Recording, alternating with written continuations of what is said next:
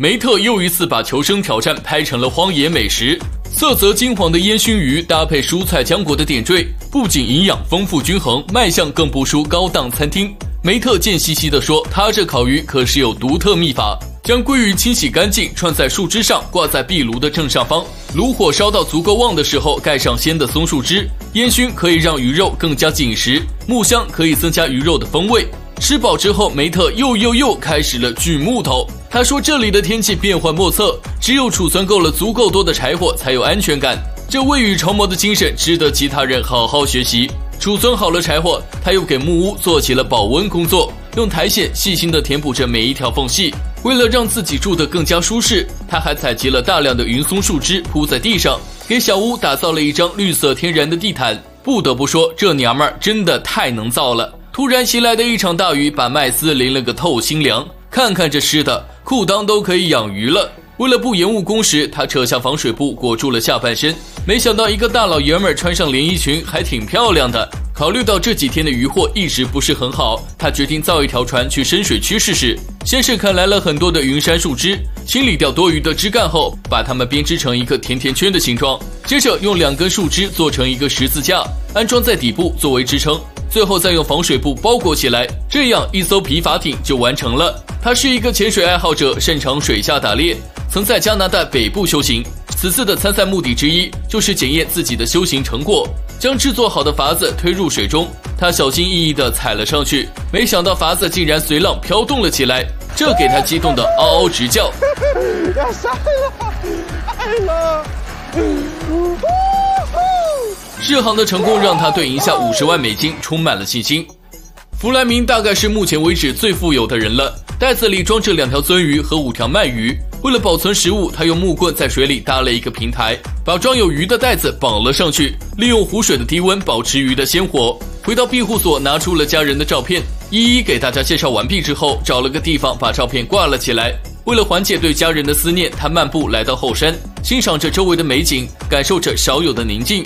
此时天上出现了2道美丽的彩虹，这对他来说是一个好的预兆。苏恩是有多无聊才会拍摄蚊子吃早餐，耐心等蚊子吃饱，他再出发去寻找食物。前2天他的渔网被洪水卷跑了，趁着现在有点阳光，他要赶紧去找回来。为了不弄湿衣服，光着身子扎进了水里，顶着冰冷的湖水摸索着渔网，来回换气好几次也没能找到。没有渔网就意味着没有了食物来源。思考再三之后，他终于拿出了仅剩的一张渔网，他捧着网小心翼翼地放到水里，这回可不能再出任何差错了。时间来到了第11天，拉马斯的渔网终于收获了2条小鱼，这意味着他又获得2天的生命值，但付出的代价是把渔网弄破了。回到庇护所之后，他开始马不停蹄地修补渔网，鱼是他目前唯一的食物来源，绝不能就这么报废了。Yeah! The big fish in the Wilmar! 这是苏恩收获的最大的一条鱼，他抱起石头哐哐哐几下就送走了它。看这个头起码有10几斤了，高兴的他抱着鱼来了一段热舞。回到庇护所之后，正打算生火做饭，天上却突然下起了冰雹，导致生火一直没有成功，气得他口吐芬芳。岛上的天气越来越差了，挑战难度也越来越大，参赛选手该如何应对呢？在野外下雨天如何获得稳定而长久的火源，皮特的操作你需要认真的学习一下。先砍下了3段原木做砧板，然后把木棍削成羽毛状，露出里面干燥的部位。篝火点燃后，上面放上一些潮湿的树枝，慢慢的火焰就会将原木内部引燃。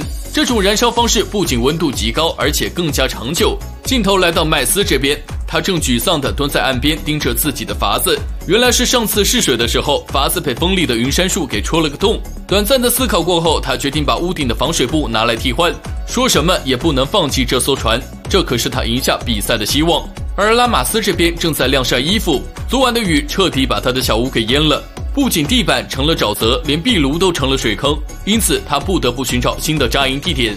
在四周转了一圈之后，他决定建一栋海滨别墅，砍下了几棵大树，搭了一个三脚架，从早忙到晚才将框架搭好，摸黑铺上防水布，就可以作为今晚的临时住所。第2天，他发现了一个形状酷似恐龙的树根，于是给它取名为雷内，这下就有了可以对话的伙伴了。野外待久了，真的看到个活物都想上去唠唠嗑。接着他前去查看渔网的收获，距离上一次干饭已经过去5天了，很遗憾，今天的渔网又是空空如也。他真后悔上次抓到的鱼一顿就吃完了，要是留个鱼头，现在熬点汤也好啊。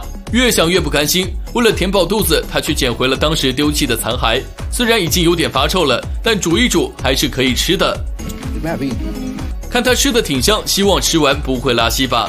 大家都在忙碌，只有戴夫慵懒地躲在被窝里。他坚信下雨天和睡觉更配，相信一觉醒来就会看见阳光。我是该夸他乐观，还是该说他懒呢？本期视频到这里就结束了。